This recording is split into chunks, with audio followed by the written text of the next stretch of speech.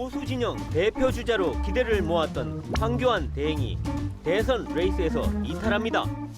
홍준표 지사는 이제 본인이 보수 대표라고 치고 나오고 안철수 전 대표와 유승민 의원도 황 대행표를 흡수하려고 속도를 냅니다. 김종인 전 대표는 문재인 전 대표에게 집중 호화를 날립니다.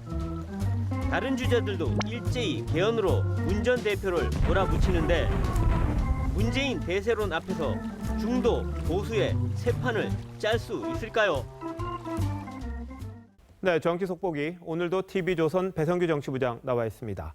그동안 초미의 관심사였던 황교안 권한 대행이 오늘 대선에 불출마하기로 했습니다. 대선판에 상당한 구도 변화가 있을 수 있다는 전망이 나오는데 먼저 황 대행이 왜 출마를 접은 건지부터 물어보겠습니다. 자, 배 부장, 네. 왜 안 나오는 겁니까? 네, 황 대행은 이 출마의 명분이 일단 떨어집니다. 이 네. 안보 경제 위기 상황에서 대행의 역할을 벌인다 비판받겠죠.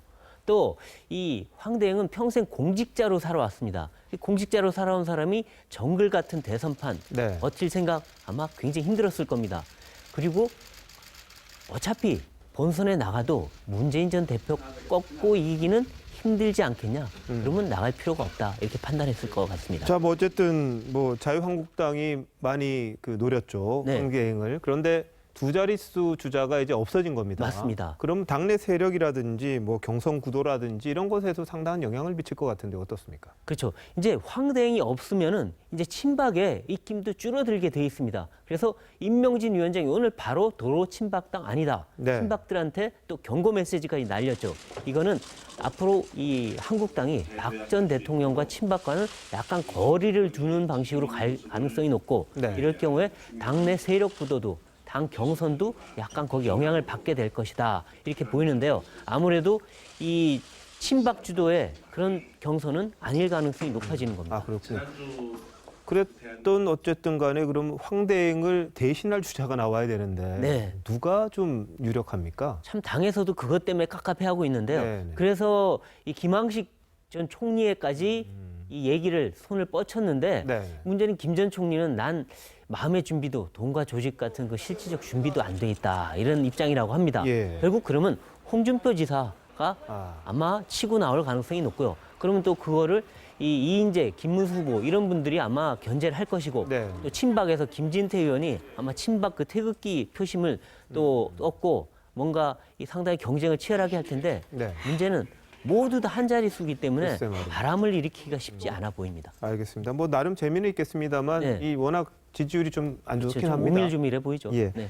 자, 그런데 이번 황 대행의 불출마는 뭐 반기문 전 유엔 사무총장 불출마하고 좀 비슷한 구도인 것 같습니다. 네. 그렇다면은 이 불출마에 따른 수혜자도 있을 거 아닙니까? 그렇죠. 누가 보통 그렇게 보나요? 네, 이 반기문 전 총장이 불출마했을 때 당시 수혜자는 가장 큰 수혜자는 안희정 지사였습니다. 네.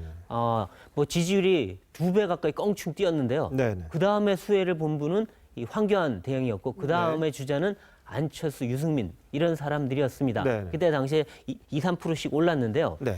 이번에도 아마 그런 흐름은 비슷하게 갈 텐데 문제는 안희정 지사한테 그렇게 쏠리겠느냐의 문제인데 지금 안 지사는 지금 민주당 경선을 치르고 있어요, 이미. 그렇죠. 그리고 네. 황 대행 지지층은 굉장히 정통 보수층입니다. 네. 지역적으로도 영남이고. 그러니까 이번엔 안 지사한테 가는 표가 그렇게 전번처럼 많지는 않을 것이다. 네. 그러면 그 수혜자는 가장 큰 수혜자는 안철수 전 대표라든가 네. 아니면 유승민 의원, 예. 홍준표 지사 쭈이 아닐까. 거기에 또 한 분 지금 대선 출마는 선언 안 했지만 김종인 전 대표도 유력한 수혜주 중에 하나입니다. 아, 그렇군요. 자, 그렇다면 말이죠. 지금 안철수 전 대표 이야기가 자꾸 나옵니다. 네. 안철수 전 대표가 비문 그리고 네. 중도 보수 이 진영을 좀 대표하는 주자로 클 가능성도 좀 있다고 봐야 되겠죠. 지금 상당히 커졌다고는 볼 수 있습니다. 네. 근데 관건은 이 안철수 전 대표가 과연 이 갈데 없는 좀 잃어버린 이 지지층을 네. 이 호소해서 끌어갈 수 있느냐 이런 문제인데요. 네. 결국 보수층에 대한 비전과 행보 이것이 관건입니다. 그래서 지난달까지만 해도 주로 호남 진보층의 무게를 도왔는데 네. 이번 달 들어서 보수층에 굉장히 호구를 많이 하고 있거든요. 예. 소구를 하고 있는데 그런 걸 볼 때 아마도 앞으로도 보수층에 어필하는 목소리를 내지 않을까 싶긴 한데 네. 이번 한 주가 그래서 굉장히 중요합니다. 네. 이번 주 한 주 동안 보수층의 표심을 끌어오기만 한다면 상당히 중도 보수의 대표 주자로 뛰어오를 수도 있다.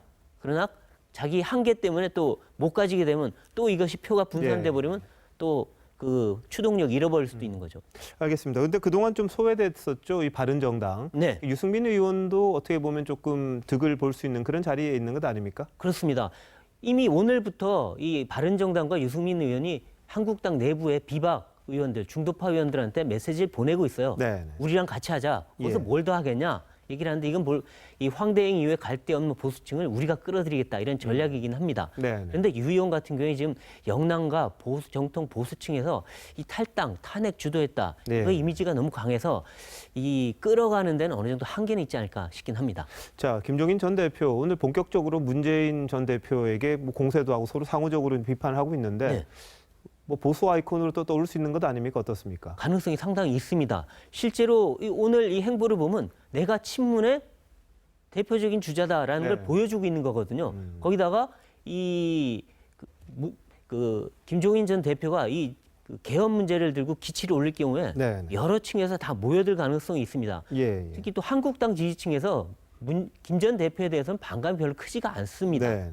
그런 걸 볼 때 출마 선언을 한다면 상당한 위력을 가질 수도 있다라고 보이긴 합니다. 네, 김 전 대표는 그러니까 반문 연대, 개헌 연대 이런 말씀이신 반문 거죠? 개헌 연대를 반문 개헌 연대. 기치를 그 조율자가 될 가능성이 있습니다. 자, 그렇단 말이죠. 이제 중도 보수 진영 주자들이 이제 문재인 전 대표를 집중적으로 공격하는 양상들이 좀 드러나고 있는데 네.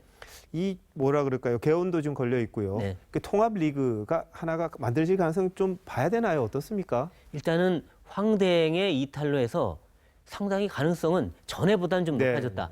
물론 어렵습니다. 어려운데 높아졌는데 그 두 번째, 첫 번째가 황대행이었고요. 두 번째가 이 개헌이었는데 네. 오늘 이 3당이 개헌 그렇습니다. 합의를 냈습니다. 네. 그러니까 안도 있죠, 그죠? 지금. 단일안을 냈고 그다음에 그거를 그 대선 때 국민투표에 붙이자는 합의까지 했습니다. 네. 굉장히 구체적이죠. 잘 안 될 거라고 얘기했는데 그러니까 그 개헌을 고리로 뭉칠 수 있는 접합체가 생겼다. 네. 그다음에 오늘 이 문재인 전 대표를 제외한 다른 후보들이 일제히 문 전 대표를 공격했습니다. 네. 소재도 아주 다양했고요. 예. 그걸 볼 때 반문연대라는 또 하나의 접착제가 생겼다. 네. 그런 걸 볼 때는 아마도 이것이 쉽지는 않지만 굴러가는 하나의 수레가 이미 형성이 돼가고 있다고 네. 보이는데요. 네.